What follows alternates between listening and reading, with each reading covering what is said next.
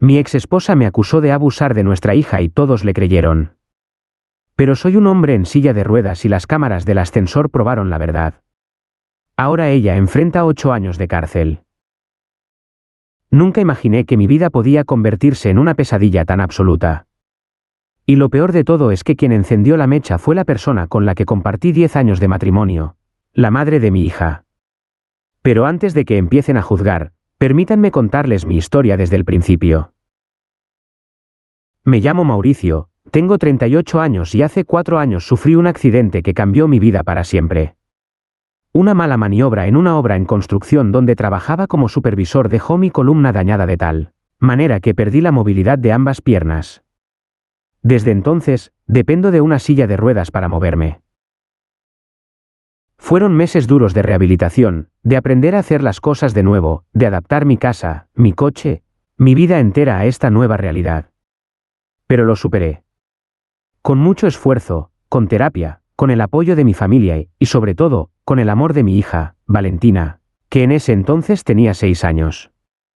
Ella fue mi motor, mi razón para no rendirme. Mi exesposa, Marcela, y yo ya estábamos separados cuando ocurrió el accidente. Llevábamos 2 años divorciados, con una relación tensa pero funcional. Teníamos la custodia compartida de Valentina, una semana cada uno. No era perfecto, pero funcionaba. O al menos eso creía. Para entender lo que pasó después, necesitan saber cómo era Marcela. Siempre fue una mujer con un temperamento fuerte, de esas que necesitan tener la razón en todo. Durante nuestro matrimonio, aprendí a lidiar con eso, a ceder para evitar conflictos. Pero después del divorcio, su actitud hacia mí se volvió más hostil, especialmente tras mi accidente. Nunca me dijo nada directamente, pero notaba sus miradas, sus comentarios pasivo-agresivos cuando recogía a Valentina. Cosas como, asegúrate de que no le falte nada, porque ya sabes cómo son las cosas en tu situación. O, si necesitas ayuda con algo, puedes pedírsela a tu hermana, no a mí. Como si mi discapacidad me hiciera menos capaz de cuidar a mi propia hija. Yo siempre respondía con calma, no quería darle motivos para quejarse. Pero ella encontraba la forma de hacerme sentir pequeño, de recordarme que, en su cabeza, yo ya no era el hombre que había sido. Todo ocurrió un viernes por la tarde. Como cada 15 días, pasé a buscar a Valentina a la salida del colegio. Marcela también estaba allí, esperando. No nos hablamos, solo intercambiamos un saludo frío. Valentina corrió hacia mí, me dio un abrazo y nos fuimos. Ese fin de semana fue especial. Valentina cumplía 10 años el domingo, y yo había planeado una pequeña celebración en mi departamento con sus primos y algunos amigos del colegio. Estaba emocionada, y yo también. El sábado por la noche, mientras veíamos una película, Valentina me dijo que le dolía un poco la cabeza. Le tomé la temperatura, no tenía fiebre. Le di un vaso de agua y la acosté temprano.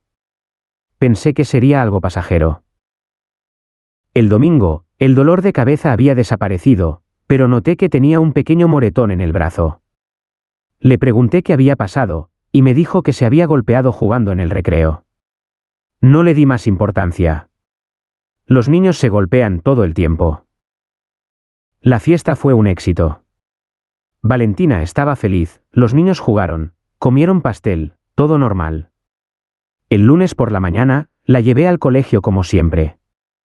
La dejé en la puerta y me despedí con un beso. Esa misma tarde, recibí una llamada que me heló la sangre. Era una trabajadora social del Departamento de Servicios de Protección Infantil. Me dijo que habían recibido una denuncia por posible abuso físico contra mi hija. La denunciante era Marcela. Señor, necesitamos hacer una visita a su domicilio y entrevistar a Valentina.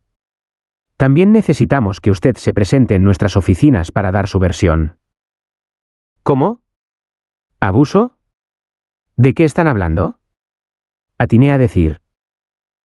La madre de la menor ha reportado que Valentina llegó a su casa con moretones en el brazo y que la niña le dijo que usted la había golpeado. Eso es completamente falso. Valentina se golpeó en el colegio jugando. Me lo dijo ella misma. Señor, es nuestro deber investigar. Estaremos en su domicilio mañana por la mañana. Colgué sintiendo que el suelo se abría bajo mis pies. ¿Cómo podía Marcela hacer algo así?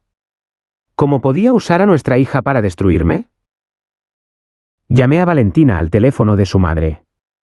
Marcela contestó. ¿Qué demonios estás haciendo, Marcela? ¿Denunciarme por abuso? ¿Estás loca? Su voz fue fría como el hielo. No sé de qué hablas. Yo solo hice lo que cualquier madre haría. Valentina llegó a casa con moretones y me dijo que tú le habías pegado. Eso es mentira y lo sabes. Se golpeó en el colegio. Pregúntale a sus profesores. Los profesores no vieron nada. Y los moretones están ahí. Yo no voy a poner en riesgo a mi hija. Me estás arruinando la vida, Marcela. ¿Por qué haces esto? Hazte responsable de tus actos. Ya no eres quien eras, Mauricio. No deberías estar a cargo de una niña. Esa última frase lo explicó todo. Para ella, yo ya no era capaz. Mi discapacidad me hacía, en su mente, un padre incompetente. Y en lugar de luchar por la custodia por la vía legal, había decidido destruirme con una mentira. Al día siguiente, llegaron a mi departamento la trabajadora social y una psicóloga. Revisaron cada rincón, hicieron preguntas sobre mi rutina con Valentina, sobre cómo la bañaba, cómo la vestía, cómo la disciplinaba. Me pidieron que demostrara que podía cuidar de ella adecuadamente. Les mostré las adaptaciones que había hecho en mi casa, la ducha con asiento, los utensilios de cocina a mi alcance, el coche adaptado. Les expliqué que Valentina era perfectamente capaz de ayudarme con pequeñas cosas, pero que yo hacía el 99% de su cuidado. No necesitaba que nadie me lo recordara. También entrevistaron a Valentina por separado. Después supe que la niña les dijo la verdad, que se había golpeado en el colegio, que yo nunca le había pegado, que conmigo estaba feliz y segura. Pero Marcela había manipulado la situación para que la niña dijera lo contrario. No sé cómo lo hizo, si la amenazó o la convenció, pero Valentina, asustada, terminó confirmando la versión de su madre. Con ese testimonio, la trabajadora social decidió que era necesario tomar medidas cautelares. Me suspendieron las visitas de inmediato. No podía ver a mi hija. No podía hablar con ella. No podía ni siquiera llamarla por teléfono. La desesperación me consumía. Pasé días enteros sin dormir, sin comer, preguntándome cómo podía estar pasando esto. Mi abogado me dijo que el proceso sería largo, que tendríamos que esperar a que la investigación avanzara. Mientras tanto, Marcela tenía vía libre para hacer lo que quisiera. Una semana después de la denuncia, recibí una llamada de la policía. Me citaban a declarar formalmente por la acusación de abuso. Cuando llegué a la estación, en silla de ruedas, con mi abogado, me encontré con un panorama desolador. El fiscal a cargo del caso era un hombre mayor, de esos que ya lo han visto todo y que tienden a creerle a la madre por defecto. Me hizo preguntas durante casi 2 horas, siempre con un tono acusatorio, como si ya estuviera convencido de mi culpabilidad. Señor, ¿cómo explica los moretones en el brazo de su hija?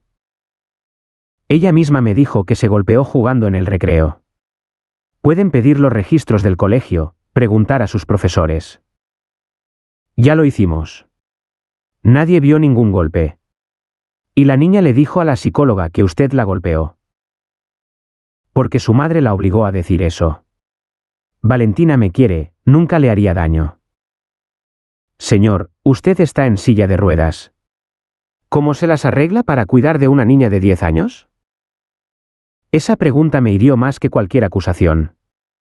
No preguntaban si lo había hecho, sino cómo podía hacerlo. Mi discapacidad se había convertido en una prueba más en mi contra. Me las arreglo perfectamente. Llevo 4 años haciéndolo. Pregunten a mis vecinos, a los profesores de Valentina, a su pediatra. Todos pueden decirles que soy un buen padre. El fiscal no pareció impresionado.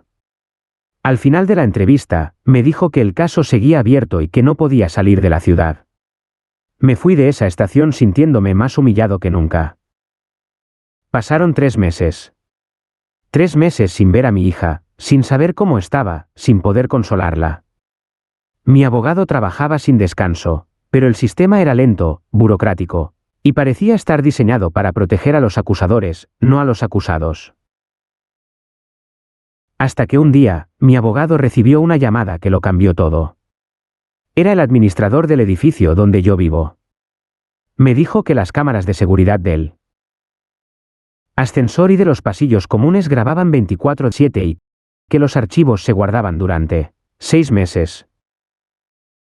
Señor, he visto las grabaciones de los días que usted menciona.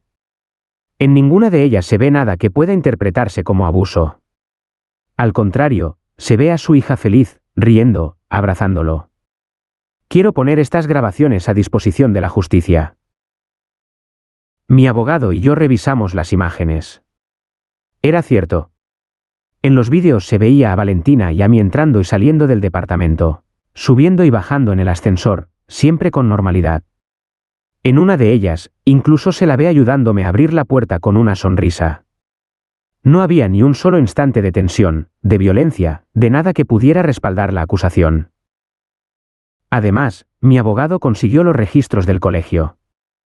La trabajadora social que entrevistó a los profesores confirmó que Valentina había mencionado el golpe en el recreo, pero que en ese momento no le habían dado importancia. También encontraron mensajes de texto entre Marcela y su hermana donde planeaban la estrategia. Tengo que hacer algo para que no le den la custodia.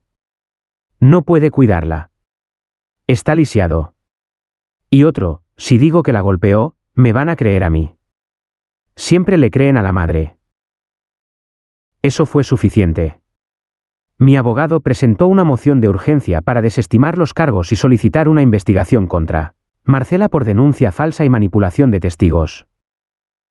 El caso dio un giro de 180 grados. La fiscalía, que antes me acusaba, ahora investigaba a Marcela. La llevaron a juicio por denuncia falsa, perjurio y manipulación de testigos. Yo fui citado como testigo, pero esta vez para contar la verdad. El juicio duró 3 días. La fiscal presentó las grabaciones del ascensor, los mensajes de texto, los testimonios de los profesores, de mis vecinos, de la pediatra de Valentina.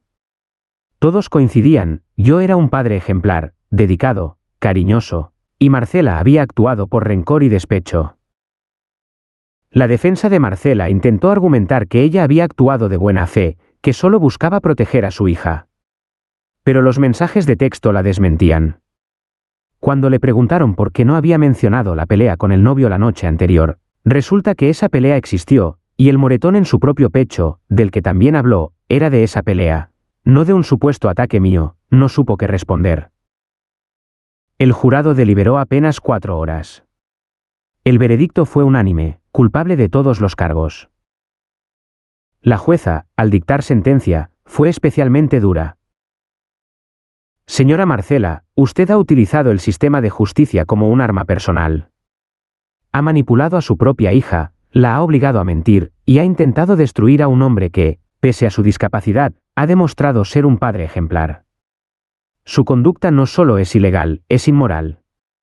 La condeno a 8 años de prisión por denuncia falsa agravada y manipulación de testigos.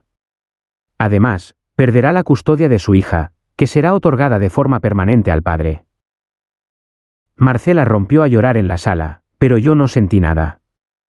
Ni lástima, ni satisfacción. Solo un profundo alivio de que, por fin, se hubiera hecho justicia. Después del juicio, recuperé a Valentina. Los primeros meses fueron difíciles. Ella estaba confundida, asustada, culpable por haber mentido. La llevé a terapia infantil, y poco a poco fue sanando. Me contó que su madre la había amenazado: si no dices que papá te pegó, no vas a volver a verme nunca más. Una niña de 10 años, enfrentada a esa presión, no sabe cómo reaccionar. La perdoné. No era su culpa. Hoy, un año después, Valentina y yo vivimos en una casa nueva, más grande, adaptada a mis necesidades. Ella va al colegio, tiene amigos, juega, ríe. Es una niña feliz. A veces, en las noches, me abraza y me dice: te quiero, papi. Tú eres el mejor papá del mundo. Y yo sé que es verdad. De Marcela sé que está en prisión, cumpliendo su condena. Su familia intentó contactarme varias veces para pedir clemencia o reconciliación. No les he respondido. Algunas heridas no sanan con palabras. Algunas traiciones no tienen perdón. Si algo aprendí de todo esto es que el sistema de justicia no es perfecto. Puede ser manipulado, puede fallar, puede destruir vidas inocentes. Pero también aprendí que la verdad, aunque tarde, siempre sale a la luz. Y que las personas con discapacidad no somos menos capaces, ni menos padres, ni menos humanos. Merecemos el mismo respeto, la misma presunción de inocencia, la misma dignidad que cualquier otra persona. Hoy, cuando veo a Valentina dormir plácidamente en su habitación, cuando la escucho reír con sus amigos, cuando la ayudo con sus tareas escolares, con la ayuda de mis adaptaciones y su paciencia, sé que todo el sufrimiento valió la pena. Porque ahora tenemos algo que nadie nos podrá quitar, una vida juntos, construida sobre la verdad y el amor. Y a Marcela, si alguna vez lee esto, solo le diría, espero que en esos 8 años tengas tiempo para reflexionar sobre lo que hiciste. No solo a mí, sino a tu propia hija. El daño que le causaste no se borra con una sentencia. Pero yo me encargaré de que ella sepa siempre la verdad, y de que crezca sabiendo que su padre nunca dejó de luchar por ella. Porque al final, eso es lo que hace un padre. Luchar. Sin importar los obstáculos, sin importar las mentiras, sin importar lo difícil que sea el camino. Luchar por sus hijos. Y yo, desde mi silla de ruedas, he demostrado que puedo luchar más que muchos que tienen piernas para correr. La justicia, aunque tardía, llegó. Y con ella, la paz.